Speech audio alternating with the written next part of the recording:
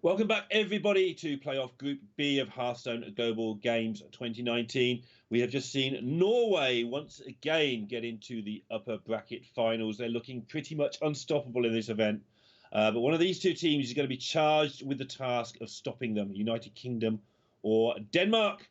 With me for the first time today, Darek Brown, to help us work out exactly what's going to happen here. Yeah, it's going to be a bit of an exciting one. I feel like United Kingdom have been putting in a good amount of prep work. You can always expect that from ball control. Well, there you go. Well, I was going to say the thing you can expect from ball control is professionalism in Hearthstone, but just as I was about to say that, he's wearing a blooming Santa elf hat. But there you go. Something that Boar wanted made clear, or he wanted made clear last time, so I assume he does again, is the players can see each other on Skype. Okay. So if you think he looks even more miserable than usual, this is Boar Control's poker face. So what you're saying is that this is not a mere festive hat. This is, in fact, extreme psychological warfare. And that as well, I suspect, yeah. But no, the even more grumpy face than usual is Boar Control trying not to give away the fact that his hand is pretty terrible.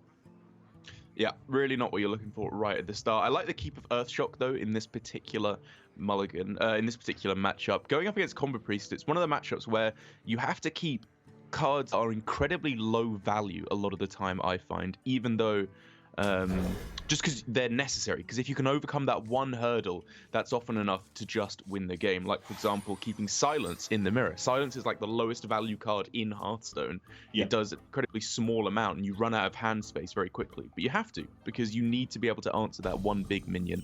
And therefore, Ball Control having his ace up his sleeve here in the Earthshock is, you know, even though it leads to a weaker hand with just Manatide and Mogu, I think it's definitely worth to hold on to. Yeah, you can see already the effect it could end up having here. I don't think he's going to just launch it straight into the cleric, but, you know, he can honestly, it's the cleric if he wants to now. Yeah, I think because of the fact that there's nothing else on board, you're probably allowed to leave it up for a turn and hope they go for something like Power Word Shield to get a little bit more value out of the Earthshock. Yeah, the consideration, though, is if you kill the cleric this turn, you've got possibly free reign to drop your Manatide next turn and keep it up for an extra turn. Fair point. That's a very fair point, yeah. So it's making it a bit more complicated. Like, how many 3-attack minions does the priest play on turn 2? Yeah.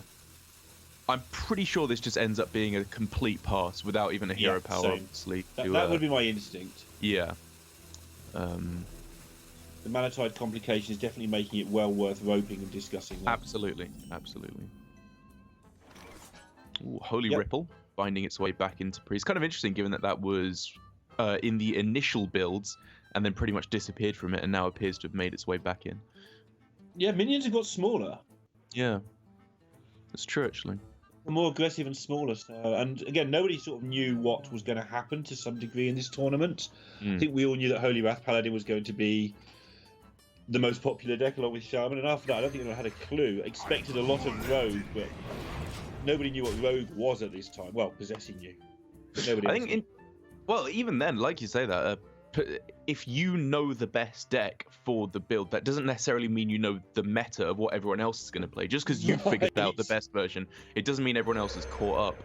So it's kind of a weird dynamic that Possessi had got himself into there. But one thing I was going to... It was weird, but one thing I was going to say is that I'm kind of surprised we haven't seen more Combo Priest, actually, because I feel like this was a pretty easy go-to, very powerful deck, to be honest. Given that Hair plus Evolve has left the meta now with the old cards rotating out, it does mean that there's less power plays early on. This Shaman deck is a little bit weaker in the early game when you compare it to the old Mogu Evolve versions.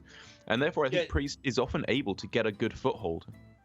It shows how you can see there's an interlapping. I'm not saying anybody leaks anything or anything like that, but an interlapping of who people talk to. Because in the Europe group, 3 of the teams bought Combo Priest. Yeah. And none of them brought it in APAC. Well, there you go. Because somebody would have had the idea somewhere who was totally neutral and said, oh yeah, I think Combo Priest is quite good. And a lot of people have had a chat about it and agreed. And obviously no one in APAC had that idea, or they didn't agree with that idea, or had different views on it. It just shows the overlap in players, because there's no way that's a coincidence. Yeah, and it also shows the overlap that was in Grandmasters with that exact interaction where there were everyone in Europe and America just bring Combo Priest, and it took like 2 weeks extra for anyone in APAC to start bringing it in their own lineup. That was weird, because that deck was quite clearly completely and utterly busted from the first second we saw it, like, highlighted. Meanwhile, no messing around from Denmark. Yeah, Getting that they're early going damage in. all in on the card draw. I like this very much. The only consideration was to obviously, I suppose there are a few ways you could have gone it, like go for one card draw on just the Tolvir and then kill off the Manatide Totem and save the power, save the Inner Fire. But I think I like this version a little bit more, where they're just throwing out their cards very aggressively. Silence is not that good in this matchup, to be perfectly honest, because most of the Shaman's minions, their power comes in the rush and the stats as opposed to the effect on them. And so I think I like just getting down a big minion that says Mogu is pretty much useless now because it just has to rush in. You have to have Earthshock to really be able to get through this at all. Yep, and just going to check how many Earthshocks there are, because different teams brought different variants of the same thing. United Kingdom, yeah, 1 Earthshock, that's pretty much the standard. Feels like but this hand, saving that Earthshock early on is just going to pay off so nicely here for the United Kingdom. So we're obviously looking at Goblin Lackey now to just take out the Cleric. I think that's pretty far and away the biggest concern here. And you can see just how exactly devastating that is for Freddy B. Yeah, no poker face there from Freddy. Now covering his mouth so that we and Ball Control can't see the swear words that he is currently saying. Oh, it's a tough choice here, isn't it, man? Like, Psycho Pump gets you a guaranteed Cleric, which is pretty good, obviously, off of a Psycho Pump. It seems insane to say that a 1-drop is like one of the best things you can get, but no, it here we are. is, yeah. But it dies. But you can't do it. Yeah, exactly. You can't do it on the same turn. So I think we're probably going to be looking at something else on this turn, like Tolvir Ripple. Sure. That seems okay. The Tolvir Ripple sounds like some kind of a cruel playground punishment on your friends. I'm sure you know a lot about being cruelly punished in the playground out. Yes, I do. If it's anything like the rest of us have treated you all your life, then... I can assure you, far worse, my friend. Oh, lovely. Now we're obviously looking at the real benefit for ball control being that the attack on the original Tolvir has been massively reduced, so the Mogu Flesh Shaper can now start to get some value rushing in if he can find an Evolve or a Witchy Lackey in particular. That will definitely help him out. But I wonder if for the moment he doesn't go for the Mogu because he does want to save it, as I said, for something a little bit more impressive. So instead it could just be Maniac to take out one of the Tolvirs. Yeah, that's what he's going to go with. He actually gets a little tiny bit of value next turn out of his Vargoth too. It's not exactly a huge amount, it's not exactly an exciting amount, but they've got to manage their value too, because their hand isn't particularly good right now. It's just that Shaman hand will get good. That's a very interesting top deck. Yes. So what, you can make a 16 health minion on this turn. That's probably never going to die for the rest of the game, at least until you're facing down Galacrond, obviously. Yeah. But it doesn't do that much. It doesn't kill them quickly enough. So I think, in the end, I can understand the reasoning to go for a more board-focused approach, because the health total on Cleric is actually pretty annoying for all the 2-1 rushes. Even a Corrupted Elementalist on its own would not be able to take out both sides of the Cleric. Yeah, I mean, to talk about Albatross in those terms, like the 3 health at the moment is just like a magic number. It's a big deal, it really is. Very little has 3. Very little of use has 3 attack. Or very little you're facing in early games. Yeah. And I guess especially now that Mogu in current Hearthstone, not the pre-recorded ones, has been nerfed as well, 3 health becomes even harder to do. But they're taking no chances with this. Huge top deck there in the Inner Fire, but that is a huge top deck on the other side now. Isn't it just? With the Corrupted Elementalist. Like, this turn can be freeze something, I guess the 2/6, and then use the Faceless Corruptor to take out both halves. Of the clerics. Yeah. That's what I'm thinking. Alternative lines being Freeze and then Corrupted Elementalist. That feels quite a bit weaker. Yeah, I think you just want to get rid of this cleric, because when it's gone, you're not plain sailing. Things can still go wrong, but you've got a lot of the problems out of the way. Yeah, basically, you're just hoping that he doesn't have the second Inner Fire by this point to be able to make a huge minion.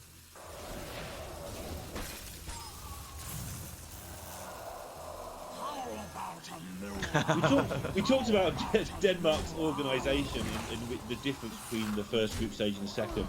Yeah. Just the little things here. Freddie is the only player I've seen out of all of the ones this weekend who is largely talking with his hand over his mouth. Oh, interesting. I mean, the fact that nobody will speak Danish in the first place and be able to translate it, nothing to do with it. He's just making the effort a lot of the time to cover his mouth when he's saying important things. Yeah, I think from what I hear, not even most Danish people will be able to understand them. Does make you wonder if they communicate in English. Yeah, it's like I was saying. Like, I wonder if anyone does too.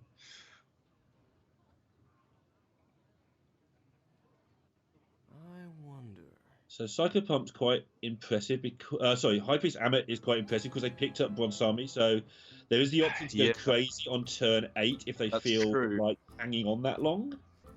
Oh, it's a really tough game plan because on this turn they have to make the decision: can we beat Galakrond in any world? And if they can't, you just ignore it, as I think they are doing here. This feels to me like the play of, okay, if they have Galakrond next turn, good game. You know, you pretty much got us here because they'll be able to trade in. I think it's just 4/4s at the moment that they would have, but that's still enough here, I think, to completely decimate the board. Yeah, and it also does play into that play I was talking about. You know, you've got a clear run at Bronsami and High Priest Amit. If you're going to do that, you're doing nothing else on turns 9 and 10 because they're miles in the distance. So get rid of everything out of your hand now. Try and get this push if they don't have Galakrond. And if they do, you've got the backup plan of 2 fairly big turns. And at the very least, turn's a big turn for Shaman. Yeah, I think I actually really like this play because I was wondering for Freddie B if by using the Divine Spirit and Inner Fire he would basically neuter his offensive capabilities to actually end the game. But I think given that he got in the damage necessary, got his opponent down to 8, he only needs to hold a little bit of a board. He doesn't need anything that impressive over the next few turns. And I think 1/7s and buffable 1/7s is pretty tasty. That'll probably do it, exactly. If he only needs to do the 8 damage, and because board control was pretty much forced, or was actually forced, into trading all of his minions into the 12/12, Freddie B now has a very good chance of sticking that board with Amit. I think this was a very, very clever play. Yeah. Certainly given the United Kingdom team a problem. Lightning can strike twice. How about a new eye? How about a new eye? I think Freddie B is basically just wishing other than Galakrond, or I guess Dragon's Pact as well would be pretty devastating. Because he just needs to be able to stick a couple of minions on board here. Now that both Inner Fires have been put down, it's basically just going to be winning through, as we were saying, chipping away with these sticky minions. Yeah, these 11 health minions, by the way, not 7 health, as I first lied about. And I guess Light Wardens do start to stack up pretty quickly, so any small amount of board control for the Priest should be able to transition to a victory nice and quick.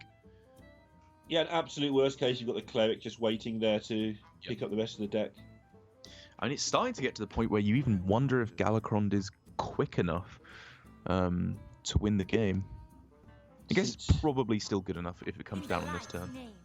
Yeah, the numbers kind of work. You've got an 8/8 plus a 3/3 to take out 11.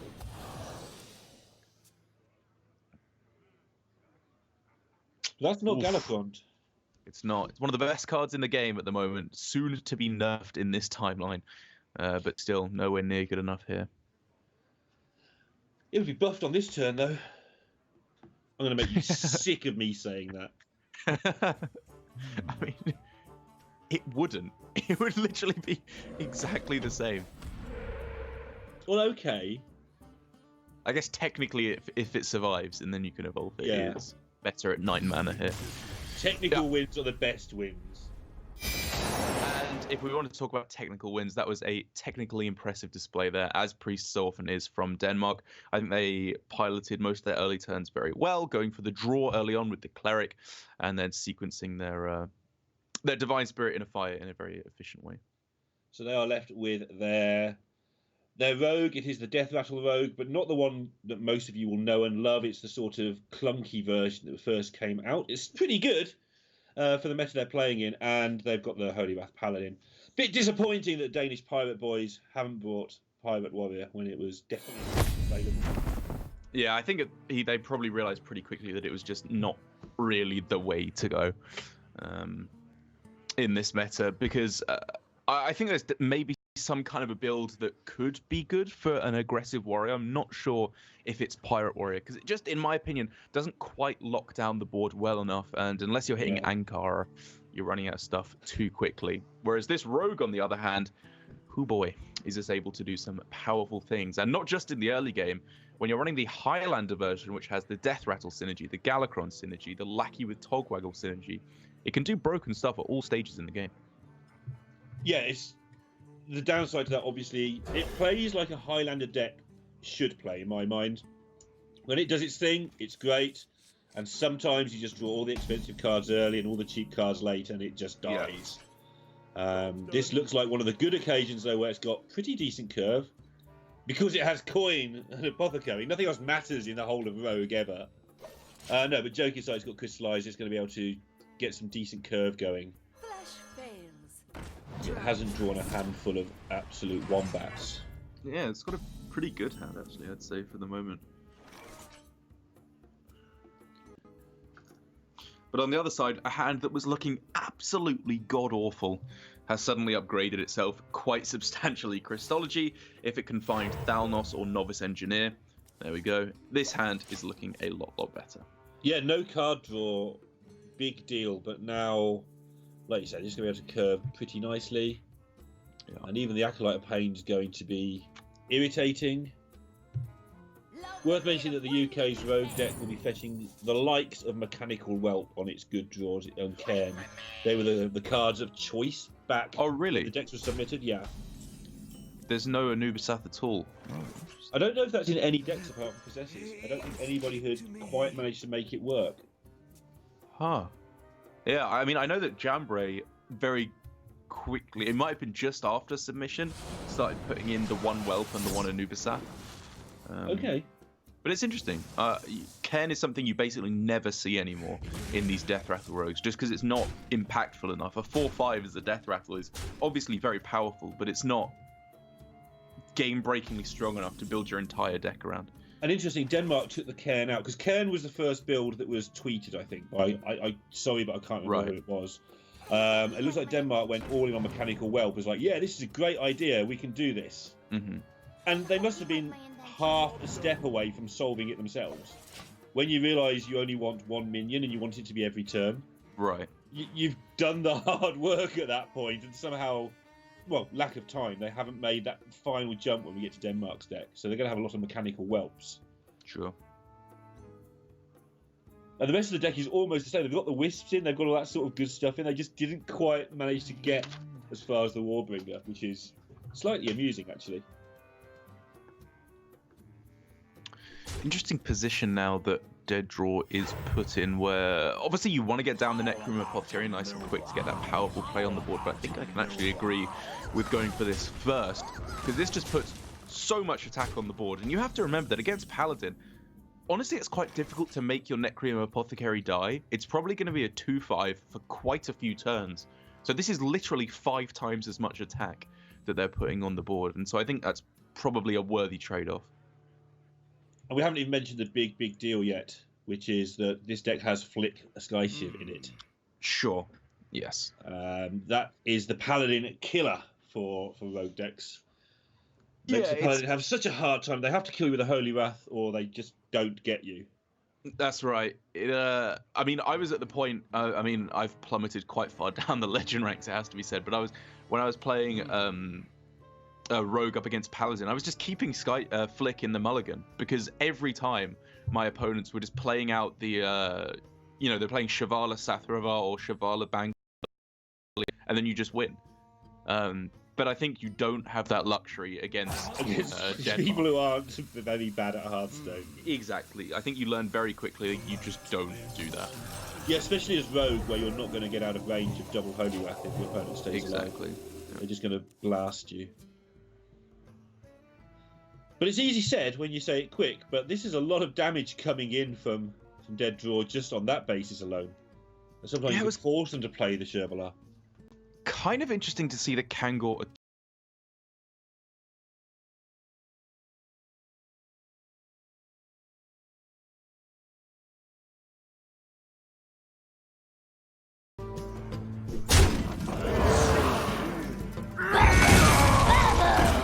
The Earth Mother was busy. Green mix red mean no death.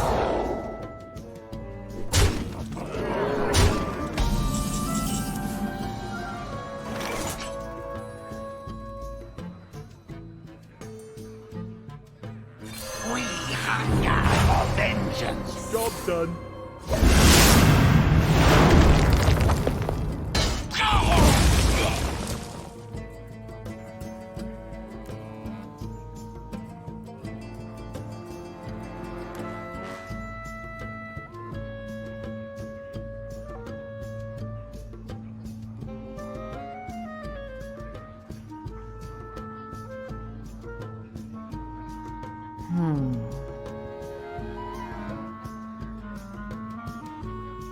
Take heart, young one. The Earth Mother is near.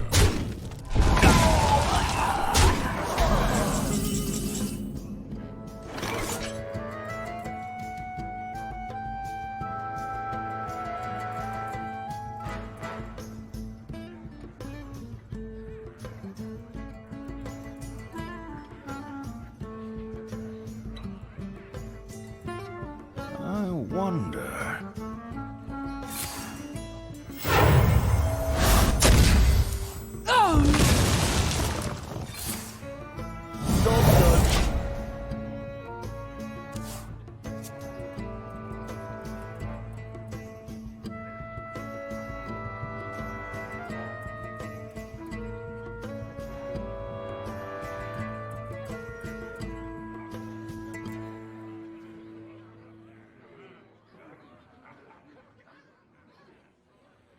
I wonder.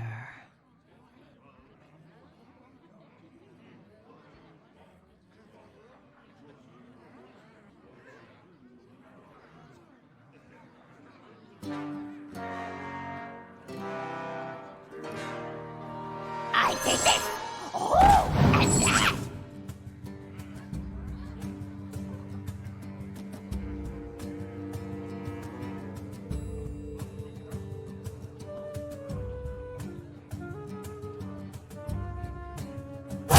Choose soon. I wonder.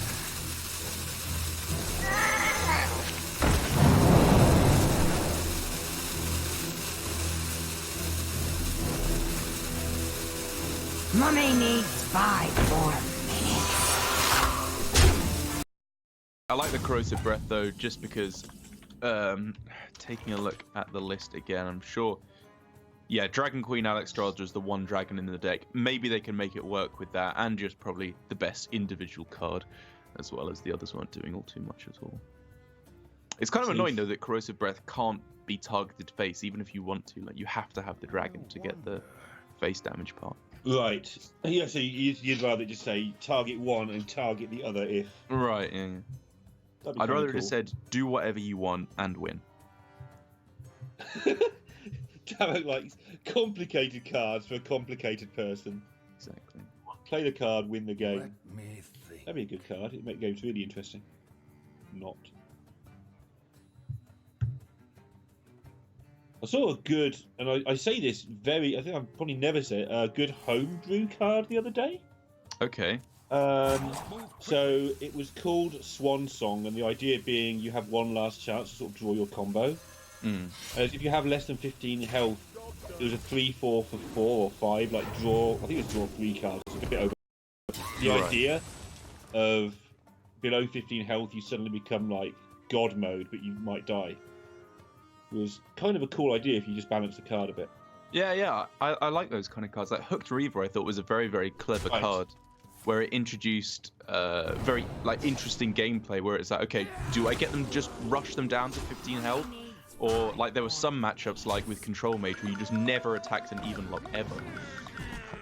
But as we're waffling on, Finish this off. yeah, exactly. Custom-made cards.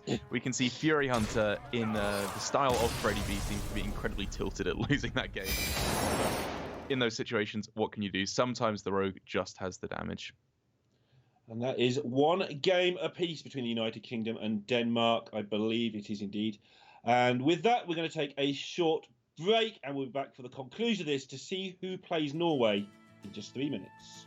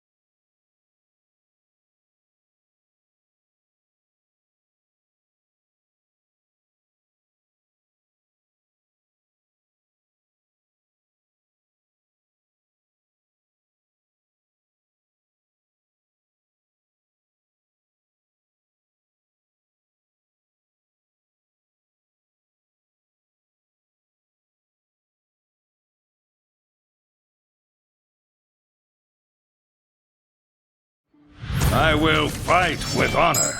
Watch your back.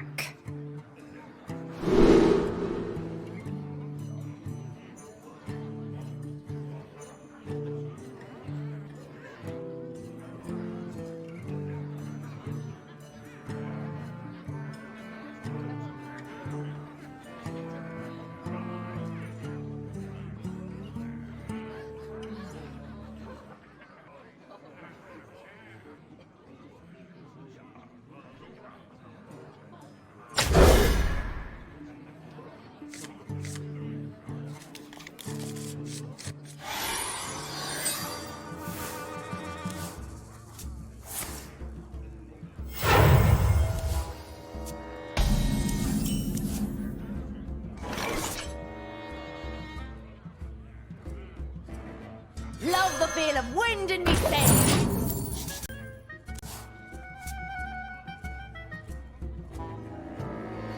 We hunger for vengeance.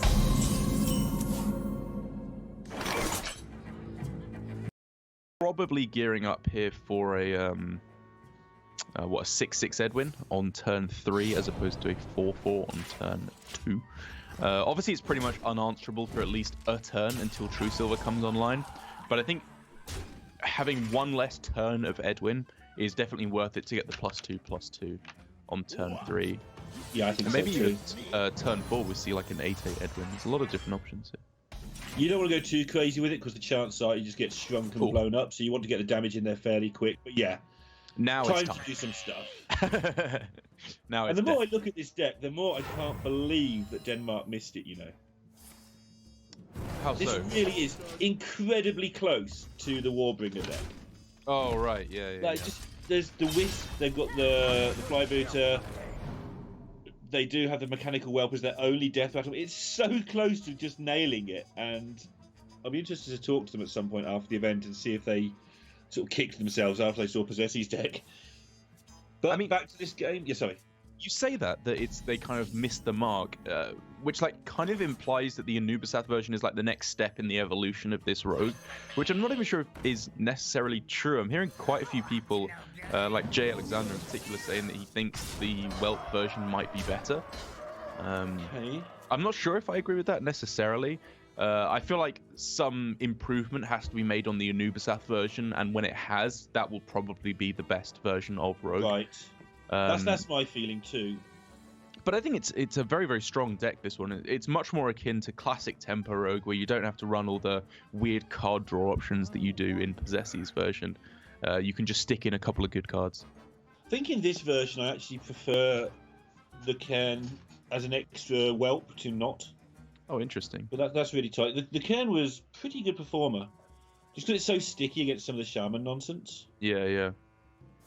When you actually play the card. And it also, if you're not doing immensely broken Warbringer craziness, then I think having the third Death Rattle to protect the fact you might draw them both is also quite important. But I still think this might be the second best rogue deck there is in this tournament. After Possessi's one. After Possessi's one, which I think for this tournament was definitely... Right. I mean, you saw what happened when people started playing. It just destroyed Yeah, everybody for 6 hours. I can definitely agree with It wasn't a huge amount of time, but these players haven't got the chance to react to it. It's just like launched upon them. And I think this is probably the second best version of Rogue. The Highlander version... You're not a fan of? I still don't know. It's one of those decks that you need to play a million times to know if it's consistent or not. Sure. Which sounds weird, because if you play a lot of games, then you should know it's consistent, but half the time it seems great, and half the time it seems like maybe you made a mistake. Either way, in this game, the Necroom Apothecary off the top is a very, very welcome addition to Fury Hunter's game plan, because like you said in the previous game where we saw this matchup reversed, you want to go for Apothecary when you have a full board, so that it's able to be that sticky Death Rattle minion that makes it impossible for Paladin to remove all the damage. Except that's what they think. We can see that both Whelps are in the hand, and unless I'm going crazy, there isn't another Death Rattle in the No, deck. he just drew it. He just played the Apothecary and drew. He got the Apothecary. Sorry, I'm going nuts, so yeah.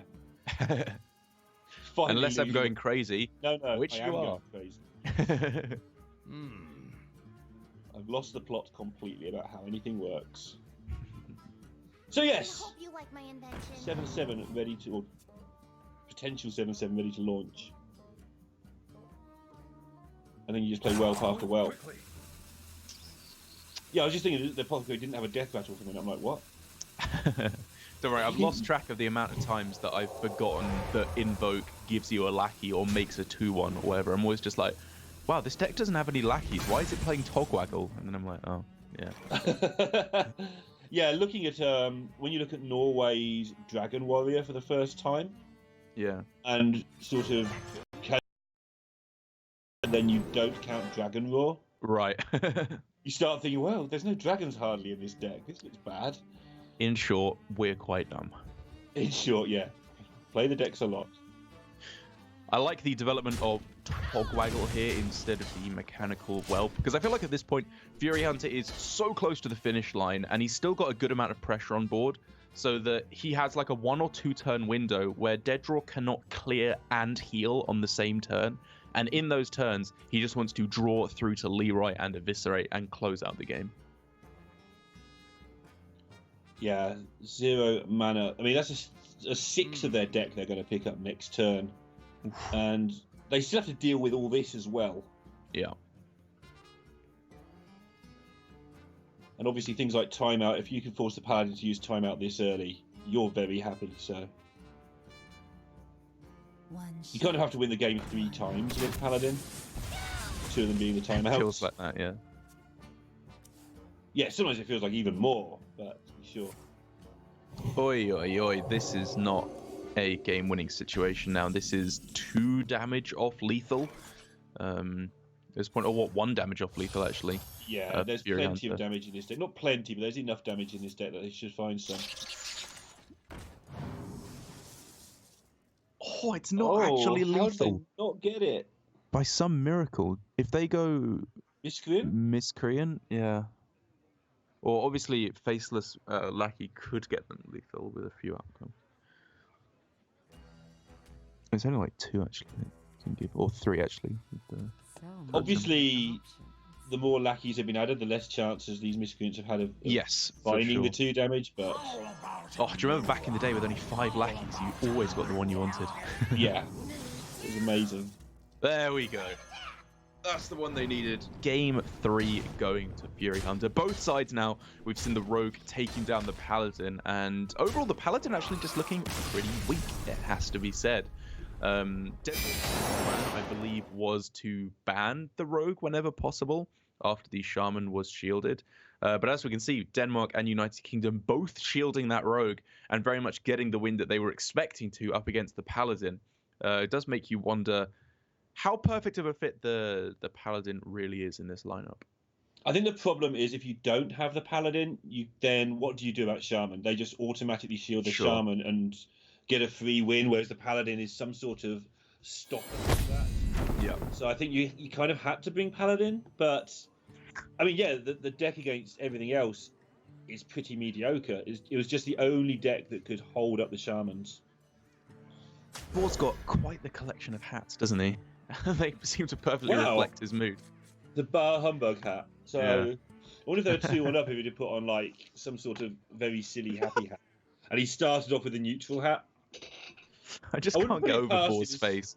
It's just so funny. Like, how can anyone look so utterly miserable? Yeah, that's just his poker face, apparently. Yeah, that's just his normal state of being. If he used his normal face, it would look like a poker face. Because he's trying to have a poker face, he just looks like he's jumping. Oh, bless. Bless that mess. It's fun to pick on Boar. Oh, of course. He more than gets his fair share back at us. Don't worry, chat. We're not that horrible.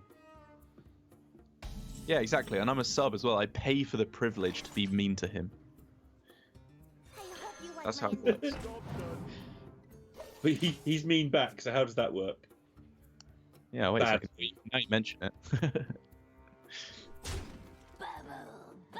Alright, Tempo seems to be the name of the game here for Old Boar Control, but Transmogrifier is perhaps not the 2-drop that he was looking for there on the Evolve. Is he so sad to see that he's going to mutate it? That can't be the play. Unless you think you're never going to get a good mutate. You are going to get a good mutate next turn, right? So, I don't know. For those of you unaware, this card's text simply reads, whenever you draw a card, turn it into a random legendary. And Boar Control, because he's so devastated at the idea of drawing a legendary instead of Galakron or Dragon's Pact or whatever, he decides to evolve it into King Muckler instead. Yeah, which, I turn mean, it into a random legendary yourself. Why not? If you knew that was going to happen, correct. Oh, and it would have been Galakron. Wow. Definitely not results oriented. I'm not sure he needed to do that. Me neither. I definitely wouldn't have. I mean, Galakron, weirdly in this matchup, I'm going to try and word this carefully so as not to sound even more stupid than usual, But the main reason for Galakron in this matchup is the weapon. The 8/8s are nice and all that, but they usually just get blown up because your opponent waits to blow them up. Yes. It's more the threat of them than the actual Yes. 8/8s themselves, because they have to have a plan for them, but they usually are able to keep that plan going relatively easily.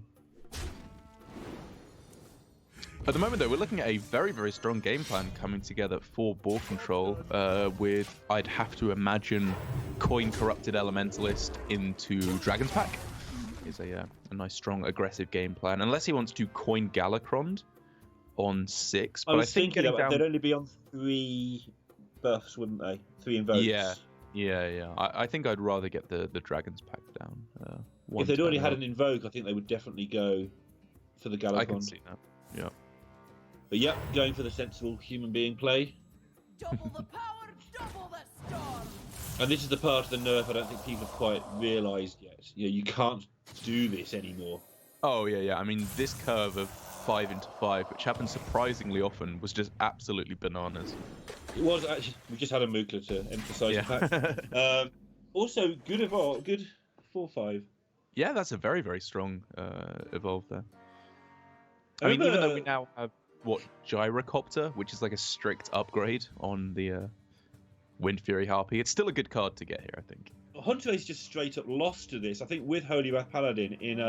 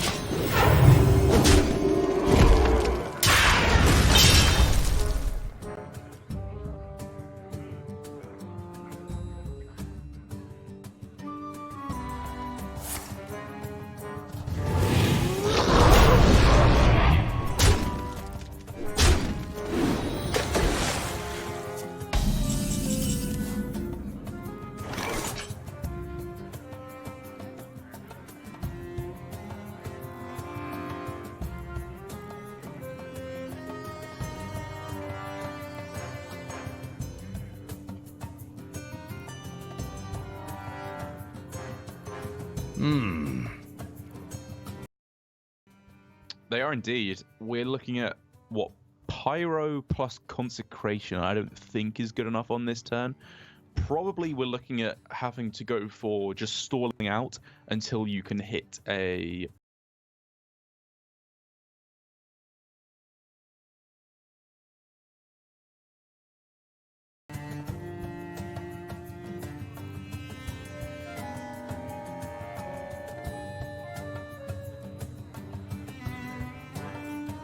I must move quickly.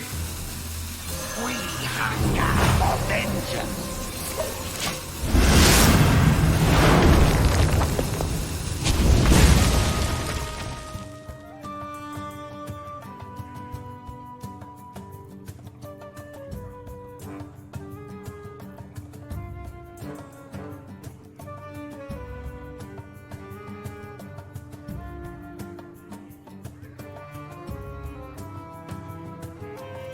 I wonder.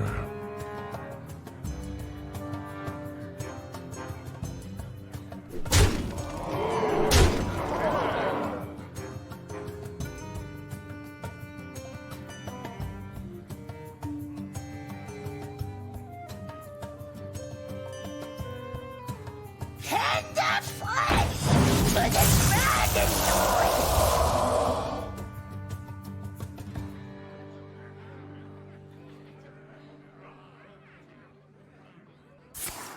Those women.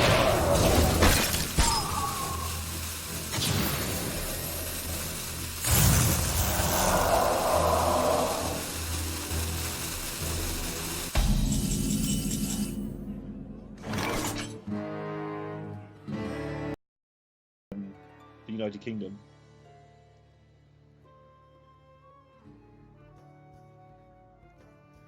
It's not a bad find in Crystal Smith Kangor to start healing up, but before any of that can happen, he needs the board clear. And there it is with equality.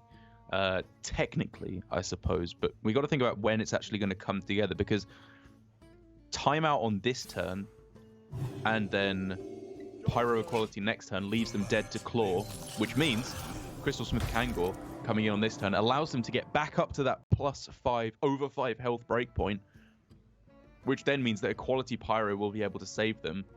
Wow. But having said that, now that Kronks has been found, yeah, that means another 5 damage that could potentially come through. So maybe the board clear isn't enough anymore. it's so tight, and the big deal here is because they haven't got food. Yeah, normally you just go Chevalier, save the day, gain a load of health, win the game, but they haven't got it. So they've got to keep resisting all the nonsense. Just dealing with it for 2 or 3 walls of minions isn't going to be enough.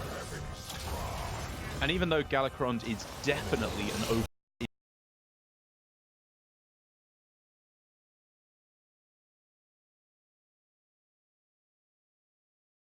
Especially you've got Shudderwock, you get 10 damage next turn, you play Shudderwock turn 9 and you do it all again. Oof. Disgusting. Kind of annoying that Shudderwock doesn't remember the battle cry option that you took off of Kronk, so it won't like deal the 5 damage again. But right, you still got a 1 in 4 chance of it. So here we go. Yeah, it's not even going to matter about the Shudderwock because obviously Kronk's in hand. Boom, boom, 10 damage. Ball Control's finally laughing. Wow, he hit the he nuts, smiled. and he's happy. A rare sight. Ball Control happy with no cat in sight. Usually not working well together. And look at that Dara. Yeah, that was just the most absolutely disgusting game of Shaman I think I've seen in a long while. Every turn, pretty much full mana utilization. I think it was actually up until turn 6 where they floated a mana, God forbid, and then just won the game. Nothing can beat that. You played Shaman for 3 months. You've seen some disgusting games of Shaman recently, I'm pretty sure. I have. Anyway, I meant the new version. The new version. Yeah, sure. Holy Wrath Paladin versus Holy Wrath Paladin coming up. So just to prepare for that slight slugfest, we're going to take another break. We're back in 3 minutes to find out who plays against Norway in the final of this group.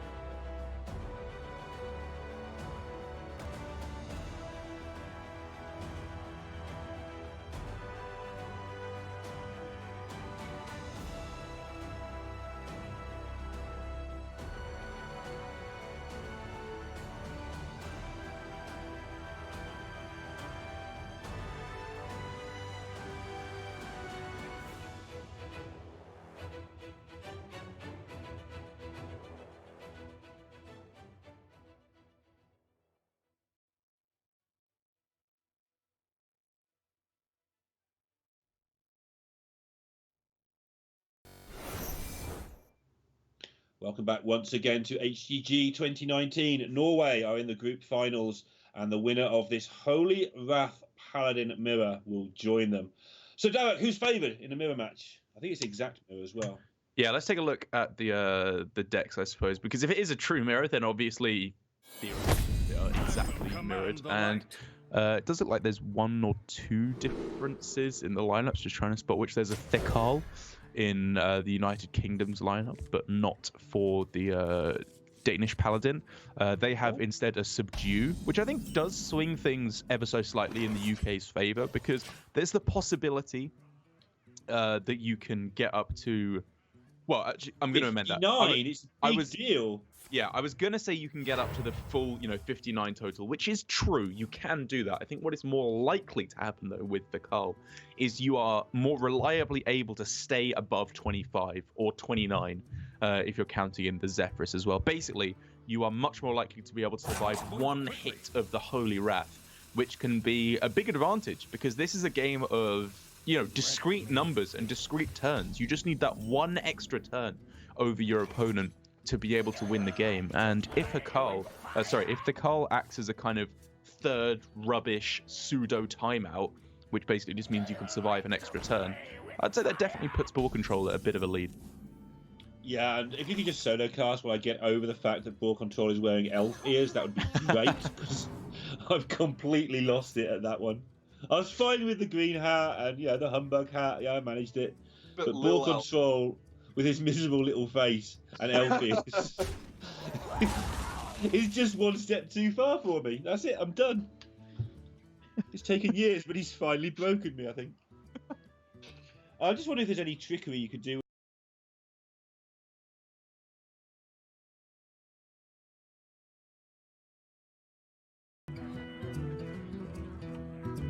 I wonder.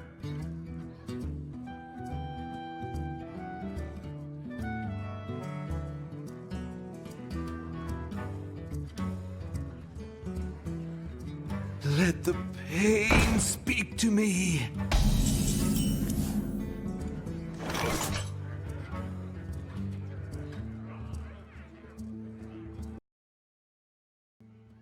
So it'd be interesting, first of all, if you could draw that so we'd actually get to talk about it properly. And secondly, to see how they do go about playing it.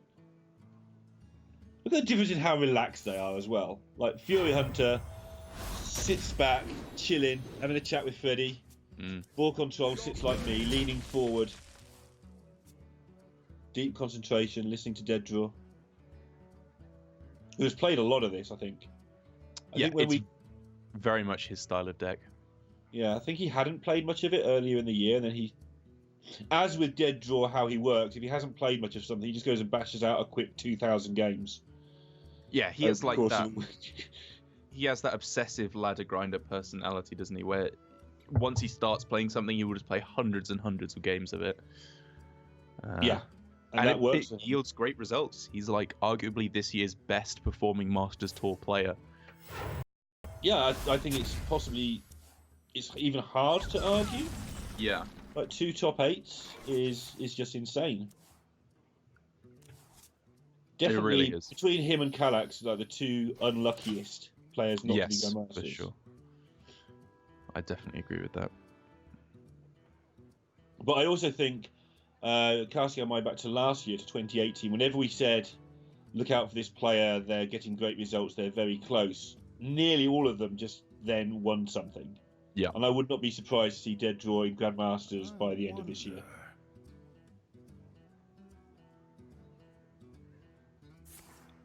I would definitely, I'd agree with that. It feels like it's a real strong contender. It sounds nuts because the sample size involved, there's a handful of tournaments with 200 or 300 players, but it's amazing how often those players are the ones you can see coming a mile off. Yeah. So in the battle of the draw engines, it does feel like Ball Control's got himself going at a pretty good pace. He's still got a good amount of draw cards left in hand, whereas Fury Hunter, Flash of Light at 25 mana, oof, you don't like to see that. Blood Mage Thalnos being the only actual draw card he has in hand, whereas Ball Control on the other side, his only problem, as is so often the case with this deck, is hand space. He can't get rid of the cards quick enough. Yeah, and it's even more of an issue when you're playing the mirror, of course. Like most control mirrors, all your cards have an assigned task. Yeah. And unless that task is draw a card, it's not early in the game. So you really don't want your good cards now, of course, the hand space. You can see the difference here. Denmark managed to keep the hand down, and Ball Control is going to have consecrations to waste if he has to. But then he won't be able to use them with equalities, etc. And the annoying thing is, it's not like the old Freeze Mage mirrors where there were no threats at all. Like in Freeze Mage, you just played Blizzard, you played Frost Nova, literally just to get them out of your hand, even when they did nothing. But in this matchup, if you're throwing away all your removal cards and your opponent then goes triple Shavala with a Sathravar, all of a sudden you're in trouble. Yeah, and even the old Holy Wrath mirrors, you might have got away with it, but not now. Right. There's too many Shervalars and Sathravars really mess my head up sometimes. There's just too many of them. I hope you like my invention. So it is a race to get through your deck. It is a race to make your opponent use the first timeout. That's one of the things to look out for here. If you're the one with 2 timeouts versus 1, you are in a very good spot. This True Silver for Fury Hunter kind of wants to swing face while he can to get the damage through, but I think more likely he actually just wants to keep at least 1 charge of it equipped for the entire game. Yes. Because if you can keep that equipped going into your OTK turn, even if they have 30 health, you can then go for the Shavala Holy Wrath combo plus Zephyrus for 4 damage plus True Silver for another 4, which means you are guaranteed 30 damage later on in the game. That novice engineer that just died had been double shrunk. Inventions are us. Right.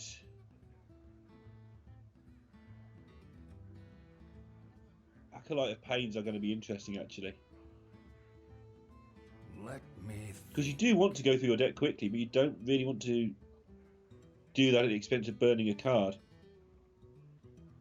We talk about how often burning cards isn't relevant. Not so in this match. This match is very relevant. You burn a piece of your combo, you lose the game on the spot. And there's several relevant pieces of combo. It's not just the Shervalar, it's the Sathravars, it's the Bankers. They're all things that will help you. Yeah, I think as long as Fury Hunter doesn't burn both Bankers, one is enough to keep him in the game. One's enough to give him a shot, definitely, of taking the game. So he should be safe for the moment. Ball Control as well on the other side, you know, he's got the Shavala, he's got the Banker, he's got the Holy Wrath. He should be looking all right for the moment.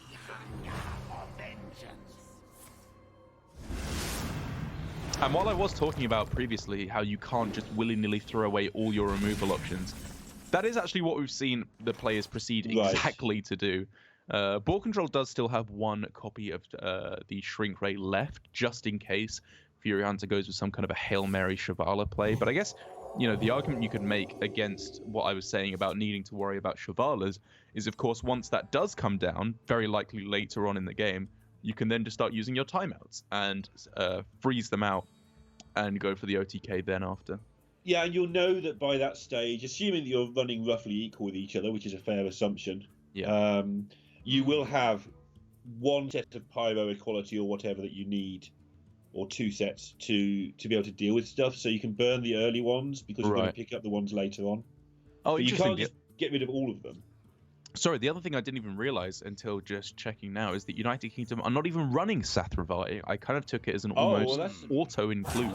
Yeah, so did I. That's a big deal, actually. Yeah, that's the other difference in their lineup is it's 2 Shrink Ray for United Kingdom, 1 Shrink Ray, 1 Sathravar for Denmark, which means I think Denmark are absolutely correct in throwing away all their removal options like Shrink Ray, Equality, blah, blah, blah, all this nonsense. It really just doesn't matter that much. Yeah, UK are not winning this by tempo unless something bizarro world happened. And the only reason that would happen is if they were so far behind they had to try it.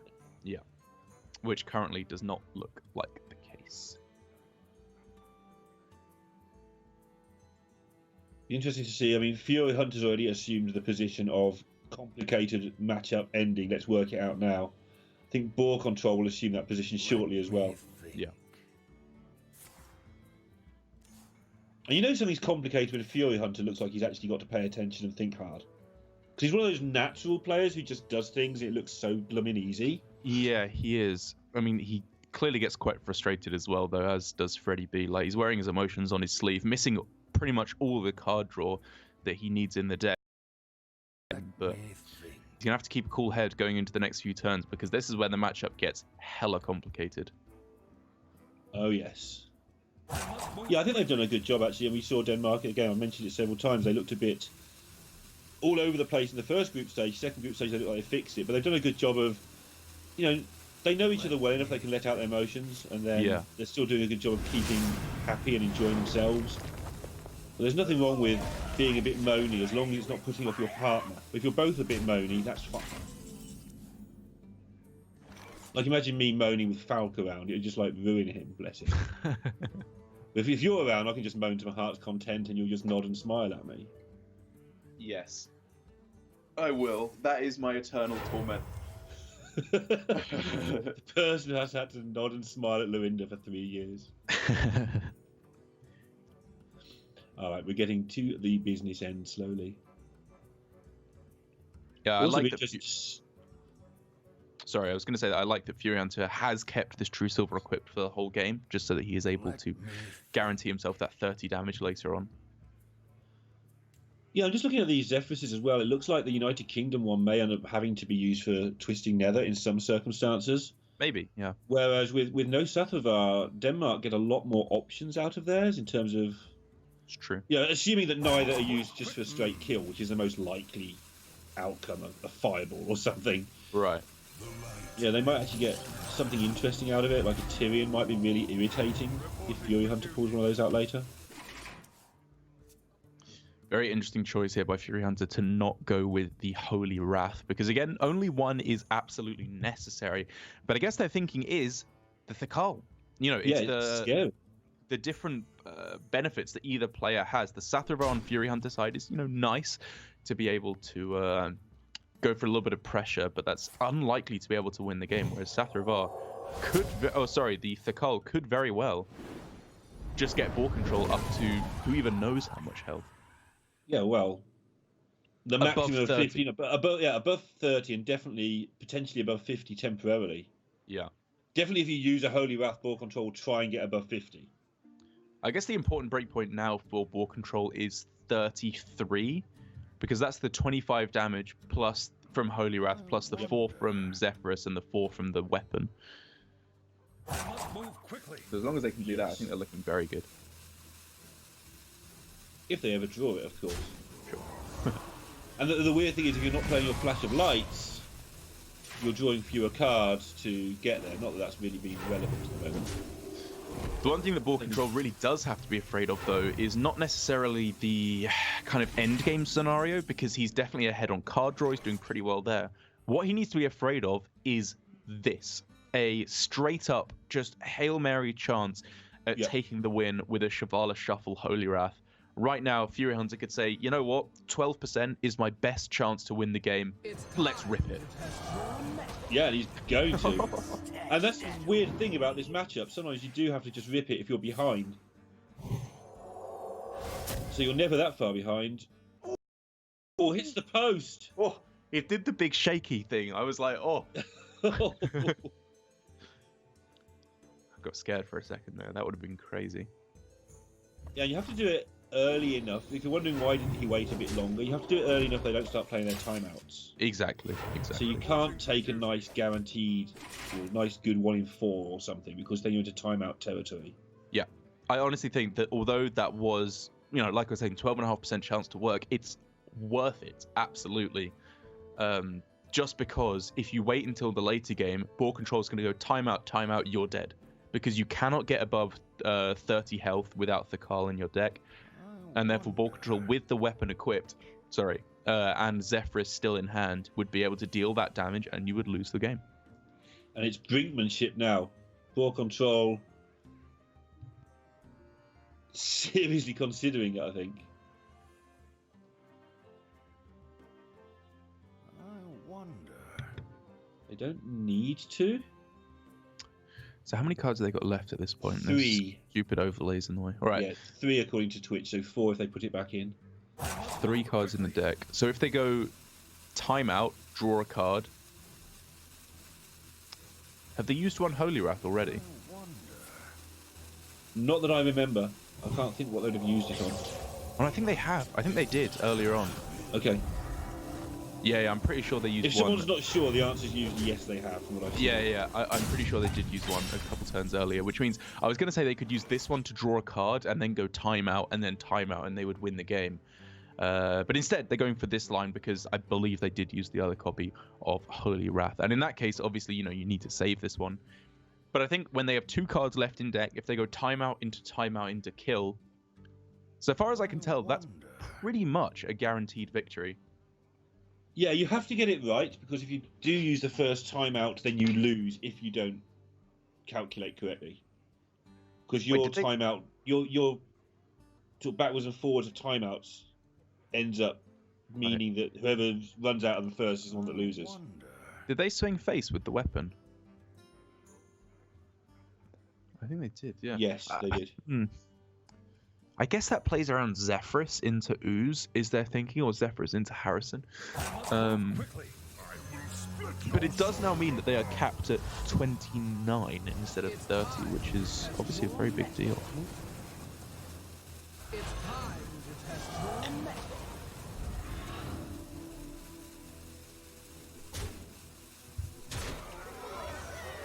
There we Wow, go. that's really tough. Relevant now, yeah. It's incredibly relevant. Because now they can't get up to that necessary health total. But at the same time, if they just go timeout into timeout, Fury Hunter has nothing to attack into with his Chevalers. Yeah, and Fury Hunter didn't go face, which I don't think matters, to get to 29. Yeah, I think he's correct to save it.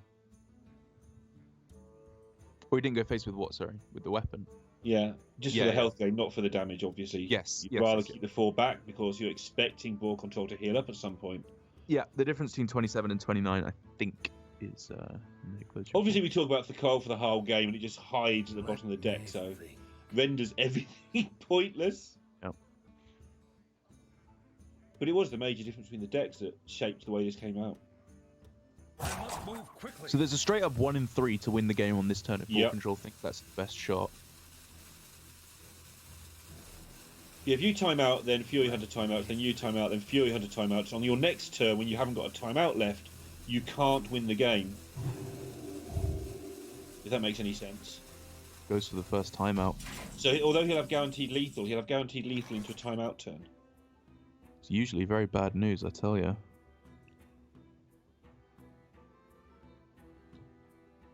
I don't know, I kind of like the 1 in 3 here.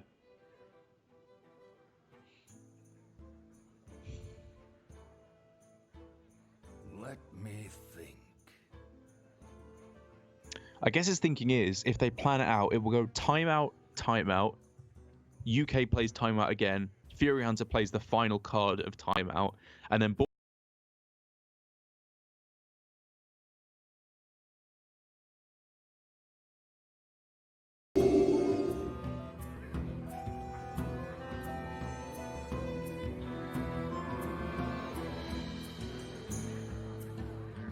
I'm almost out of cards.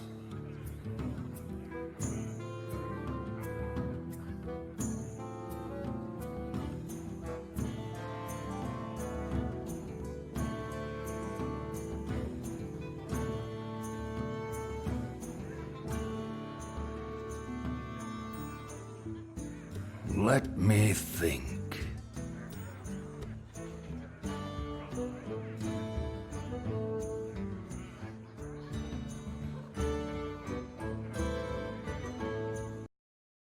What they're going to do. They're behind on the timeout shenanigans. Fury Hunter still has the elf.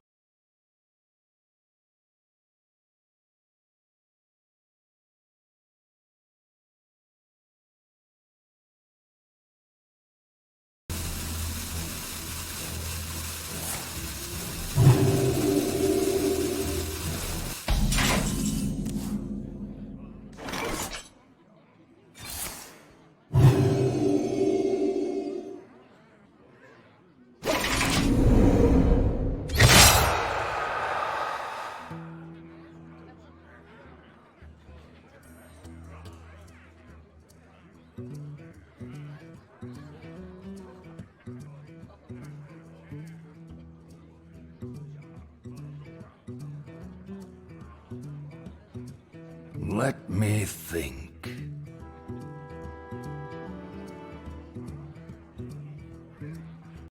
I guess he has to use the Zephyrus though in order to not die a lot of the time.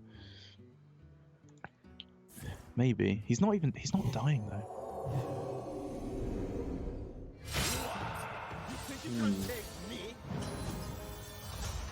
What's the call? Why did he play the Holy Light? That equals less health overall, right? Because he heals for 4, he takes 2, and then he takes 3. Unless he's got the.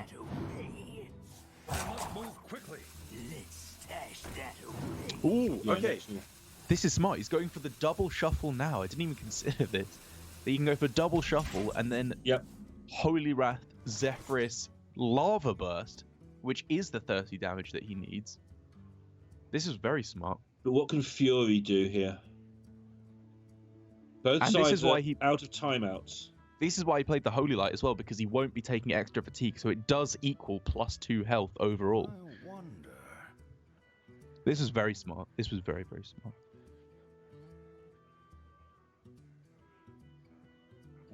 I was pretty much sat in the same position as Fury Hunter. They're trying to work out how they can get out of this. So is their best chance to go for 1 in 5 for the game? Or 1 in 4, because there's already a Shivala in deck. Looks like it, yeah. Wait, but now they just have Savage Roar. Oh, wow. Dude, this game is insane. Is that That's even why I had to lethal? do it first. It's got to be. You taught me 12. once. Yeah. It's always lethal. You taught me that always during lethal. Shaman Stone. Dude, Good that was spot down. I thought they'd done it there. That was a great game. That was a great game. Exact lethal there. It's always But lethal. Fury. Exact lethal. It had to be 4 or more damage there. The Holy Wrath. And it's a crazy way to end that there, because I was just absolutely calling. I was ready to call UK the victors there. You know, they had done a tremendous job, I think, of maximizing their card draw in the mid game. I think they'd set up for a very strong win condition. Again, maybe I'm just being a complete idiot with the weapon swing. I said I saw their reasoning to go for the. I don't know. It felt like when they used that first time out, they were putting themselves in bother. Yeah, it did. Denmark did get 2 goes at winning the game. 1 in 7 and a 1 in 4, forgetting the Savage Raw nonsense. That soon adds up to being favourite. 1 in 7 and 1 in 4 isn't, but if it's even slightly better than that, if you give your opponents even slightly better chance, that you are soon a favourite. But Denmark getting that done. Ball control, though, displaying a wide array of hats. So he's the true winner, I think. I'd agree with that. And well, I'd say commiserations to the United Kingdom. They get another chance to fight it out up against the Czech Republic later on today. But our next match, I believe, is going to be Norway up against Denmark, a Scandinavian slugfest. I feel like it's going to be with these two very, very strong teams. Yep, that's definitely better than a tie-break tussle, that's for sure. Scandinavian slugfest coming up after this break.